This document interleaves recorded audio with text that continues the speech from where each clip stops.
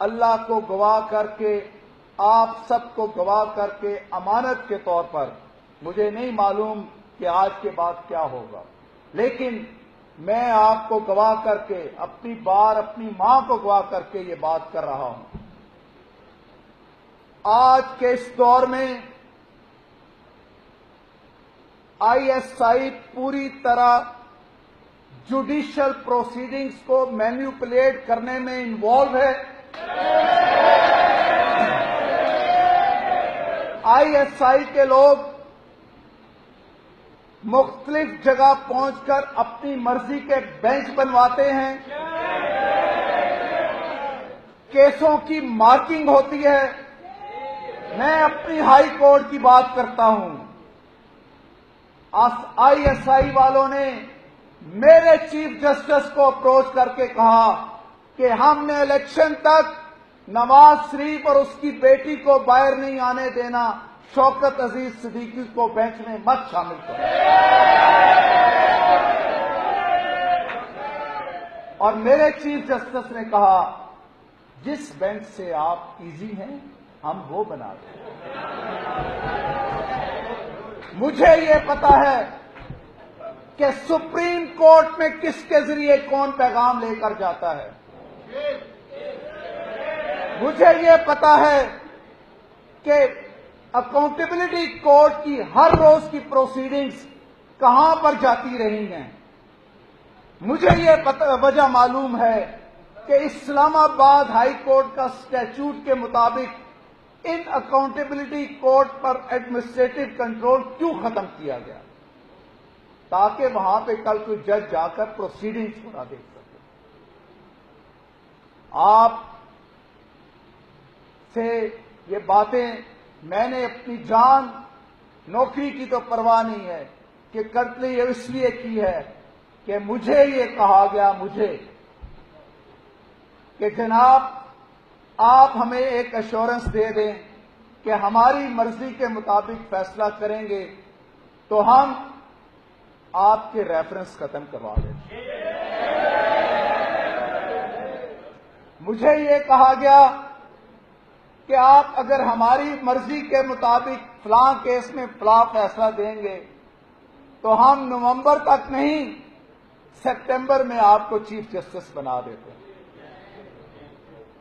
تو میں نے انہیں کہا کہ میں اپنے ضمیر کو گروی رکھنے سے پہلے ہے کہ میں مر جاؤں۔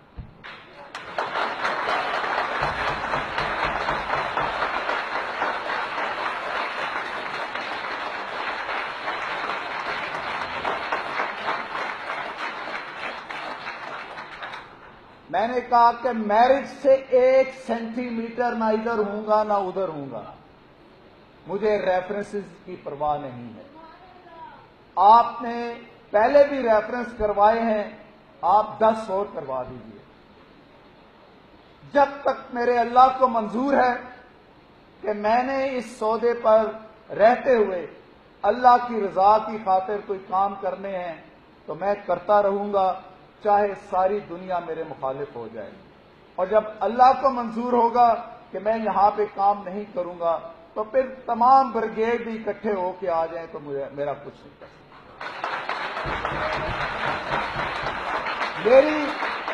میری آپ سے یہ گزارش ہے کہ آپ بار اور عدلیہ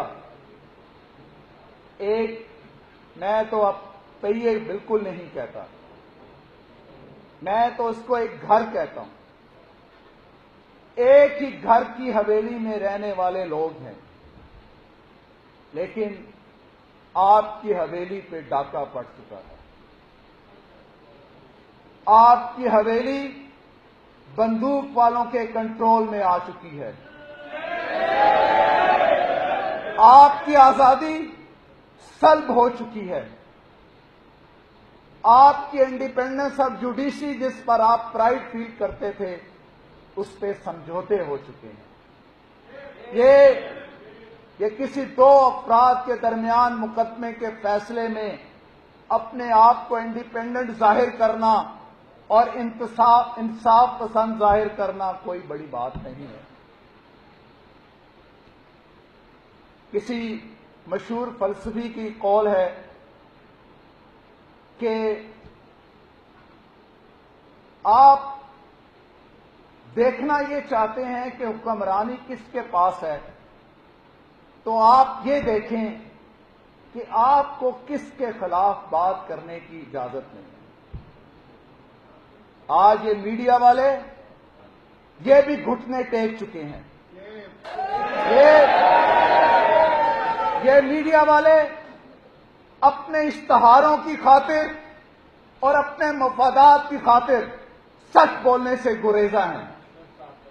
آج اس ادارے کے اوپر بھی مرضی کے ٹویٹس آتے ہیں، مرضی کی ڈائریکشنز آتی ہیں، مرضی کے پریس ریلیز آتی ہیں کہ یہ جاری کرو اور یہ نہ جاری کرو۔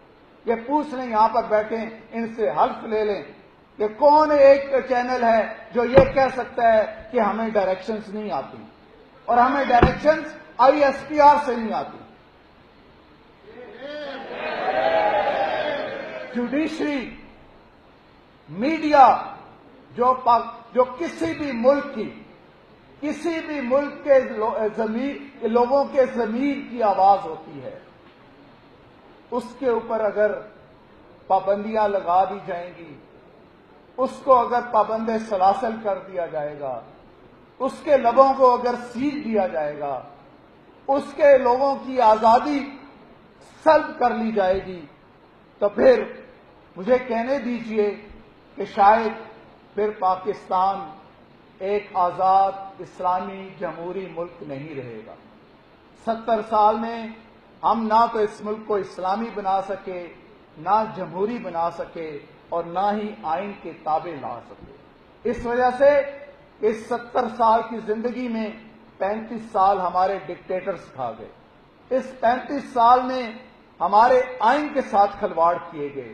اس 35 سال میں ہمیں بات کرنے کے سے روکا گیا۔ یاد رکھیے، اگر چور کو چور کہنے والا چور کے ساتھ ملے گا تو وہ انصاف نہیں کرے گا، وہ نوکری کرے گا۔ جج نوکری سے نہیں، انصاف کرنے سے، عدل کرنے سے، دلیری کا مظاہرہ کرنے سے اور بلا تفریق ڈسپنسیشن آف جسٹس کرنے سے بنتا ہے۔